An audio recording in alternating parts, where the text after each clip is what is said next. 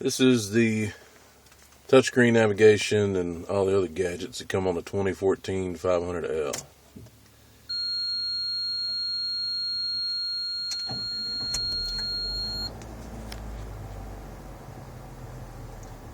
The Fiat emblem says Beats Radio, Sirius XM. I know the didn't show too clear on this little phone. You got to do this just about every time. If you take off, it'll just go ahead and go, but just sitting there. Alright. Here's what it shows if it's playing USB. Shows what song's going on. And it'll also show, you can control it from the steering wheel just like the 500L. It'll also show if you downloaded them from iTunes, it'll show the little album cover. And you can go USB. You can select source. Any of these sources. You can't play it straight from Bluetooth from your phone. Or you can hit radio. It doesn't do anything.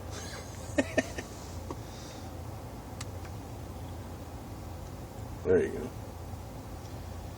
Then goes the radio stations, AM, FM, like anybody uses AM anymore, or the satellite.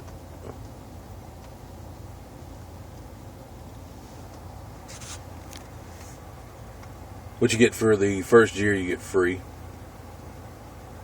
like all the other ones, I think. But you also get the first year 500Ls, you get the backup camera, touchscreen, navigation, and the backup camera is very nice. I like that a lot. It's much clearer in person.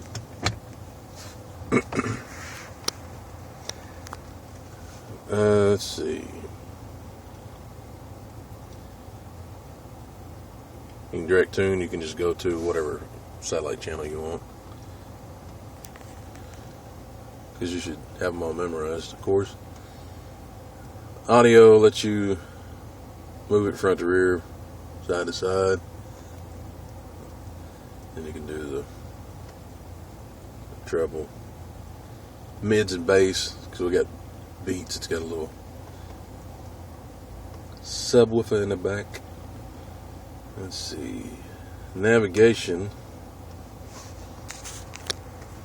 Pretty nice. I really like it. I hadn't had the in-dash navigation, but I've been in a few cars that had, and I can tell you that normally when you put it in gear and you drive off, you can't touch anything, can't do anything. It says your car must not be in motion to operate anything on the satellite, on navigation. But in the 500L, the only thing it locks out is the keyboard, where you can't enter in an address or a name of a restaurant or whatever. But all the other, you can't see it, but those little pop-up things are roads. Any other parts of the navigation you want to do, it allows you to do it while on the move, which is great because, you know, you might have a passenger that has a brain enough to type. But they won't let you do that, but they will let you use all the other stuff. I don't understand why the other ones completely lock you out. I know it's for safety, but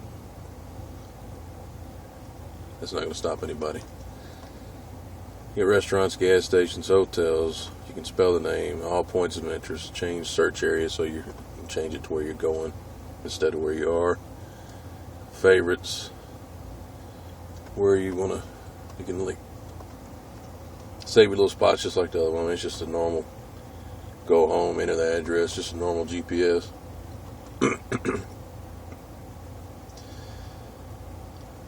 Trips, I haven't done that one yet. I don't know what that is. Might try that the next trip we take, see what it does. Closest city, trails. I don't know what trails are. Walking trails, I guess. Start trail recording. I have no idea. I'll try that one out. Information. Trip computer. Thought that was pretty neat. It'll show you distance traveled, over at speed, Just give you the whole 9 yards of what your trip was.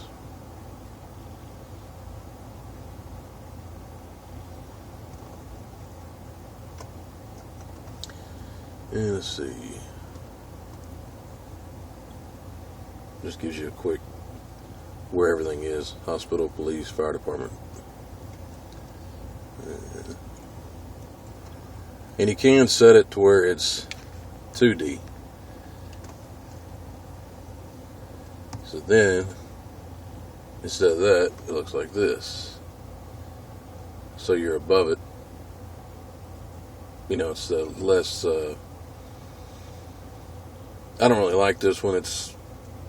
I like the 3D version, but it gives you options for either one because each person has their own idea of what's cool. I like 3D. Orientation, you can head it up, make north up all the time, or which way you're heading.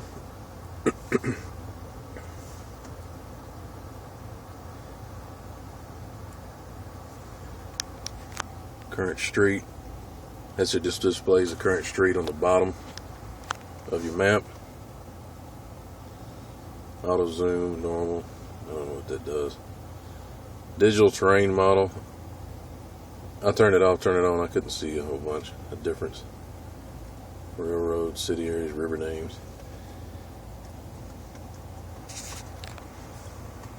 So just your basic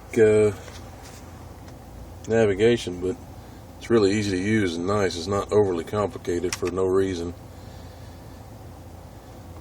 My wife's phone's not out here.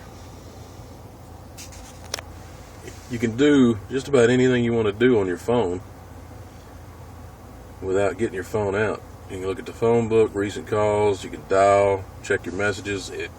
It's Uconnect. We have Galaxy S2s, we've got the old ones, and it reads the text messages just fine. It reads them. I mean, I've got the Barth. Mine's supposed to. It won't connect to any phone, but this one will. You can, if you get a text message, it'll announce text message from so-and-so, and then you have the option to either read it, listen to it, or cancel it, and then you can also reply, and it saves them. You can go through them and read ones that you've gotten before. You can transfer it to your phone, join conversations together, do a conference call. Pretty neat. Again, really easy to use, and it actually works. This does everything mine is supposed to do in my Barth, but does it well. It actually works. Mine does nothing. It says it's going to, and then it says, sorry. This is just a quick little home screen, so it shows you your direction you're heading, temperature outside, and what you're listening to, what time it is. I guess it's just kind of a general screen because, like the wife likes to see what song, who's singing what. This keeps beeping. We're supposed to go in for a reflash of the computer, and they said it doesn't do anything, but it's a central locking. Locks and unlocks all the doors, so that's cool. And let's see, also on this one, the settings, there's a lot of settings for the car. You can do display, shows you you can display it at night, make it dimmer at night, which it really needs to be a little dimmer. For some reason I'm having a hard time touching anything while looking at the camera.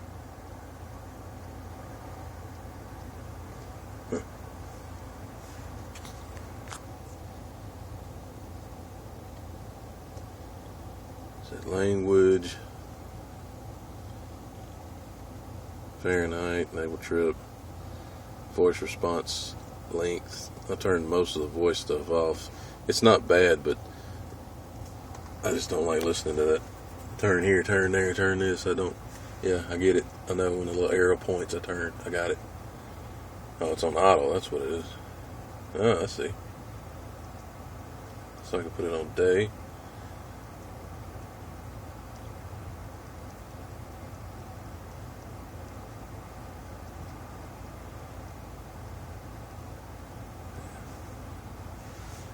I think we'll stick with auto.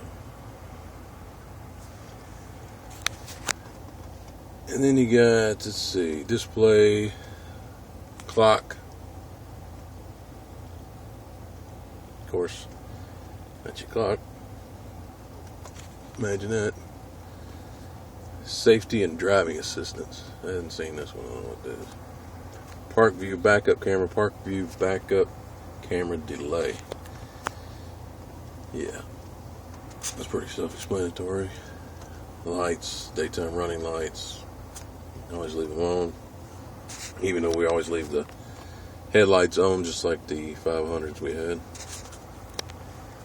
Engine off options. I don't really get this one. I understand it's to leave the power on in the car when you turn the engine off. But when you hit this, it says 0 seconds, 20 minutes. Okay?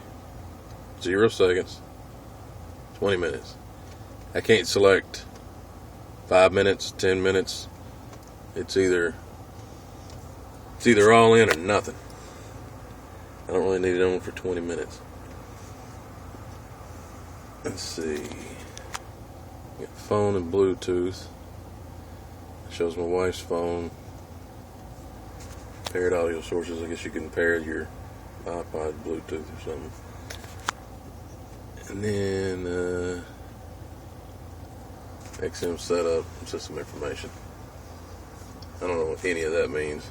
Maybe some of y'all will.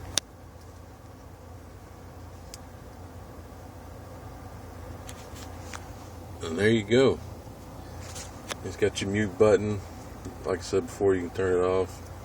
If you're just driving, you know where you're going and you don't want the screen on in your face, and you just touch it, it comes back on.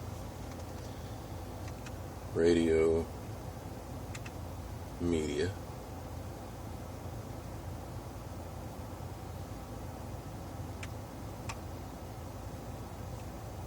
Nav, phone,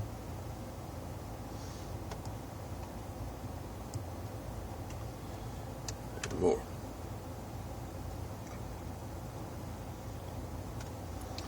And then this is, you had the little EVIC display up here. The menu is actually beneath the radio. You have some functions on the end of the stalk, but most of them are accessed through that below the radio, which makes it a little easier because you can go up and down, hit menu. First page shows you what's displayed on the first page, which is when you turn the car on, what it's showing. Hill start, make it menu. Not really a lot you can do.